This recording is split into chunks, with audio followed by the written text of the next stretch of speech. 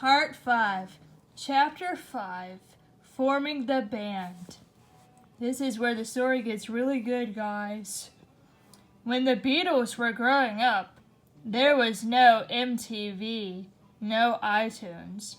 There wasn't even a radio station that played rock and roll.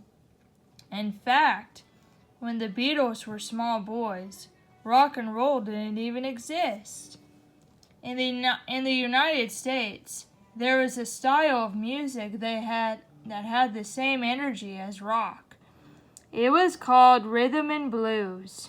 Black people invented that kind of music. But in the early 1950s, DJs wouldn't play their music on the radio. So for 4 young boys in England, there was no chance to hear the music that became rock and roll. Instead, they were stuck listening to white people perform what came to be called bubblegum pop. It also came from the United States. These were happy, harmless songs that were easy to sing. Parents liked them. How Much Is That Doggy in the Window was a big hit in 1953.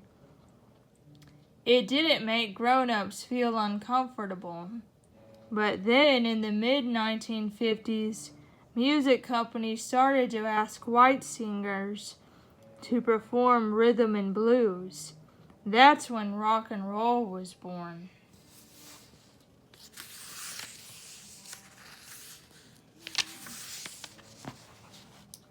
Rock's first hit came from a man named Bill Haley.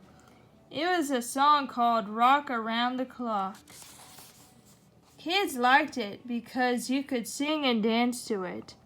Plus, it was used in a popular movie at the time, Blackboard Jungle. Then came Elvis Presley. Everyone, including John and Paul, wanted to be just like Elvis. John's band, the Quarrymen, got its name from his school, Quarry Bank. The Quarrymen played their first gig in the summer of 1957.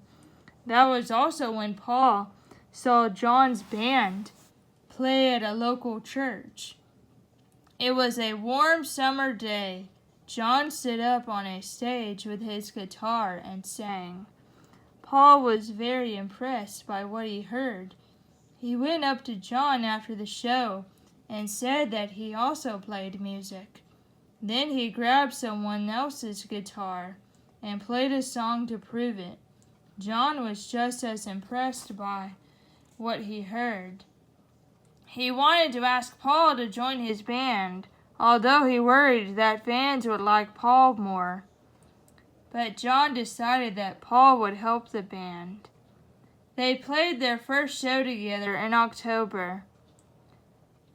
After the gig, Paul showed John the song he wrote after his mother died. John went home and wrote a song of his own called Hello, Little Girl.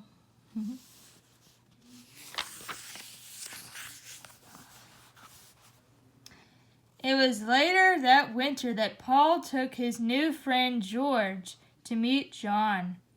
George was only 15 at the time. Too young, thought John, to be in a band. John was 18, but Paul convinced John to let George in. Now all they needed was a drummer. At first they found a drummer named Colin, but he quit after a fight with John and Paul. Then drummer number 2, Tommy Moore, had to leave the band because his girlfriend wanted him to get a paying job. He went to work in a bottle factory. Then they took on a guy named Peter Best, who was the son of a local club owner. Finally, they wanted to bring on a bass player. That's pronounced like bass, as in baseball. A bass guitar looks like a guitar, but it plays only low notes. Yeah. And looky there. The quarryman.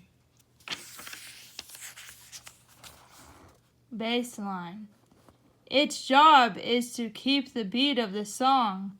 John convinced one of his friends, Stu Sutcliffe, to take up bass so he could join.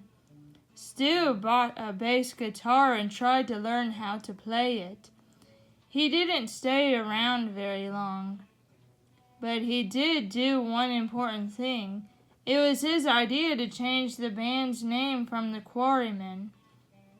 In February 1960, the band was renamed the Beatles. The name had nothing to do with the bug. It was because their music had such a strong beat.